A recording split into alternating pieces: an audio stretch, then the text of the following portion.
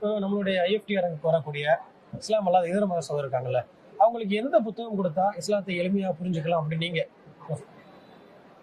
அதாவது வாழ்வியல் கோட்பாடுகள் சம்பந்தமான புத்தகங்களை கொடுப்பது நல்லது என்று ஆரம்பம் புதிதாக எதுவுமே தெரியாமல் உள்ளே வருகிற ஒருவருக்கு நாம் தத்துவ ரீதியான புத்தகங்களை கொடுக்கிற போது அவர்களுக்கு ஒரு தடுமாற்றம் ஏற்படும். இதை நாங்கள் தினமணியில் பின்பற்றினோம். தினமணியில் ஒரு 10-20 ஆண்டுகளுக்கு முன்னர் முதல் பக்கத்தில் குர்ஆன் வசனங்களை போடுகின்ற ஒரு முறையை ஆரம்பித்தோம். அப்போது நாங்கள் ஒரு முடிவு செய்தோம். ஆரம்பமாக ஓர் இறைவன், மறுமை இதெல்லாம் பேசுவதில்லை. முதலாவதாக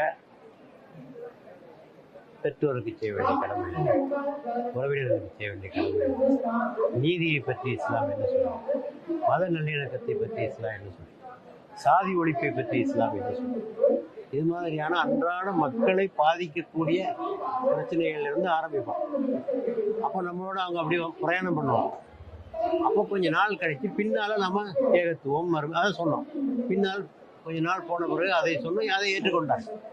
நாம் இதை தலைகீழாக மாற்றி முதலாவதாக ஏகத்துவம் சொன்ன அன்னைக்கு அங்கே கருத்து வேறுபாடுகளும் வச்சுட்டு போயிடுவாங்க. ஆகவே இன்றைக்கு மனிதனுடைய இயல்பு எப்படின்னா, அவனை என்ன பாதிச்சுக்கிட்டு இருக்கோ அதை பற்றி அவன் சிந்திப்பான். இதுதான் மனிதனுடைய இயல்பு. ஆகவே அதை பேசாமல் நீங்கள் எதையோ பேசிக்கிட்டு இருந்தீங்கன்னு சொன்னால், ஏதோ தத்துவம் பேசுகிறாங்க, வாழ்க்கைக்கு போகாத விஷயங்களை பேசிட்டு இருக்காங்கன்னு விட்டுட்டு போயிடுவாங்க. அதனால் வாழ்வியல் கோட்பாடுகளை பற்றி ஆரம்பித்து பின்னர் நாம் அகீதா என்று சொல்லக்கூடிய கொள்கையை பாதிக்க வரலாம்.